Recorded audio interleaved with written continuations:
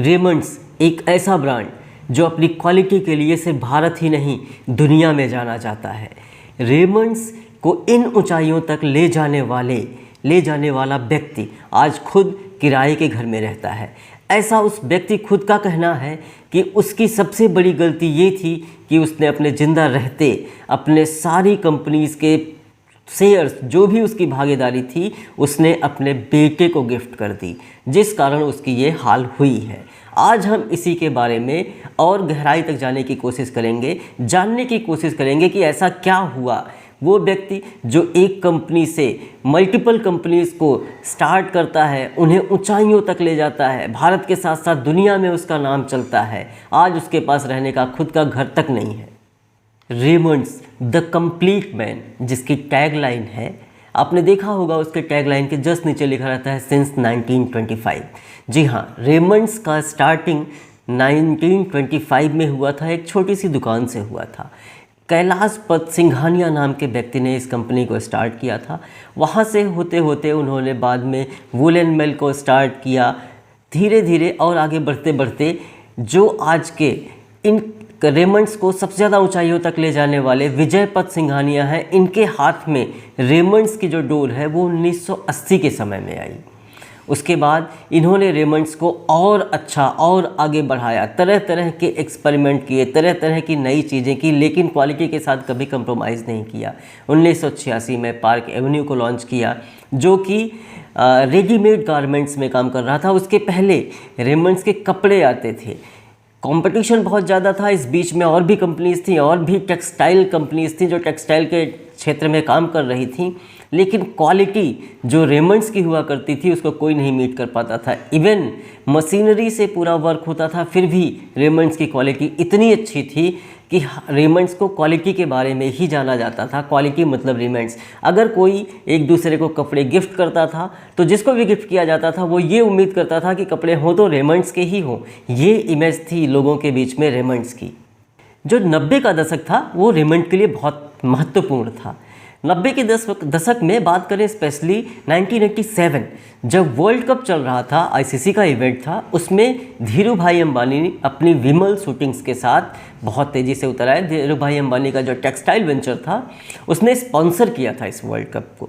बहुत ही ज़्यादा एडवर्टीजमेंट होने के बाद इस वर्ल्ड कप के बाद विमल बहुत तेज़ी से ग्रो करना शुरू किया, और रेमंड्स जो कि उस समय बहुत ज़्यादा ग्रो कर चुका था वो धीरे धीरे नीचे आना शुरू हुआ। उसी के बाद 1990 में रेमंड्स की वो टैग लाइन जिसे हम आप सब जानते हैं द कंप्लीट मैन, वो दी गई। 1999 में पार्क्स चालू किया रेमंड्स ने, जो कि ग्लोबल लेवल तक लेके गया रेमंड्स को।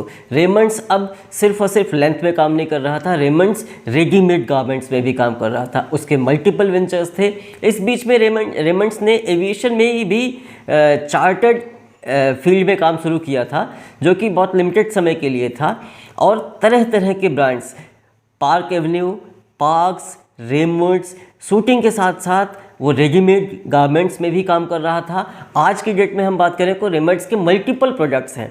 1999 का ही साल था जब विजय पत सिंघानिया ने अपने बेटे गौतम सिंघानिया को रेमंड्स में इंट्रोड्यूस किया था, और गौतम सिंघानिया बहुत ही तेज़ी से, बहुत ही अच्छे से रेमंड्स को उससे भी आगे लेके जा रहे थे। धीरे धीरे रेमंड्स और आगे बढ़ता चला गया। 2006 के आसपास और बहुत सारे मल्टीपल जिसे हम कहते हैं मल्टी शोरूम्स इंडिया में आए। उसमें से वेस्ट साइड हो गया, पेंटालूम्स हो गया, बहुत सारे हुए जिन्होंने रेमंड्स को कंपटीशन करना शुरू किया, और धीरे धीरे रेमंड्स का बिजनेस कम होता गया। जो कि एक समय रेमंड्स सबसे अच्छा माना जाता था कपड़े के मामले में। हमने आपसे कहा ना कि अगर कोई गिफ्ट देता था तो हम सोचते थे कि वो कम से कम रेमंड्स ही तो होना चाहिए। आगे अब यहाँ से रेमंड्स थोड़ा थोड़ा विवादों में चलता चला गया। उन विवादों की बात हम अब डिटेल में करते हैं। 2007 तक जो जेके हाउस था, जो कि कहा जाए सिंघानिया परिवार का घर था, जो 14 मंजिल की इमारत थी, मुंबई में थी। 1960 में वो इमारत बनी हुई थी और उसी में पूरा जेके परिवार रहता है। सन 2007 में उसको रीडेवलपमेंट के लिए कहा जाता है कि अब इस इमारत को 36 मंजिला बनाया जाएगा। उसमें से जिसके पास जो जितनी भी रहने का स्पेस था उनको मिलेगा, बाकी के जो फ्लैट्स बनेंगे या जो डुप्लेक्स बनेंगे वो सेल किया जाएगा। इसको 3 साल में बनना था, बट इसको बनते बनते लगभग 10 साल हो गए। 10 सालों के बाद इसी बीच में सन 2015 में जो विजयपत सिंघानिया है, उनके पास पूरी जिन भी जो भी रेमंड्स की कंपनी चल रही थी, उनके सारे शेयर्स उन्होंने अपने बेटे के पूरे अपने बेटे को दे दिया। वो कंप्लीट ओनर हो गए, मैनेजिंग डायरेक्टर हो गए, मैनेजिंग डायरेक्टर एंड एडिटर हो गए, और वो कुछ भी फैसला ले सकते थे। विवाद यहाँ से चलता गया, जो कि और आगे तक बढ़ता चला गया। पारिवारिक विवाद परिवार से ऊपर भी चला गया। इसमें बाकी लोगों का भी इन्फ्लुएंस आया, जिसका बिजनेस पर बहुत फ़र्क पड़ा। यहाँ तक कि विजयपत सिंघानिया और उनके पिताजी आपस में बात भी नहीं करते थे। बात करने के लिए बीच में एक वकील एज अ मीडिएटर हुआ करता था। एक किताब भी लिखी जो कि बहुत ही विवादों का चर्चा रही। एक तरह जैसा हमने कहा था कि रेमंड्स की टैगलाइन हुआ करती थी, the complete man. Vijaypat Singhania जो इसको इन ऊंचाइयों तक लेके गए थे, उन्होंने एक किताब पब्लिश की जिसका नाम था द इनकम्प्लीट लाइफ।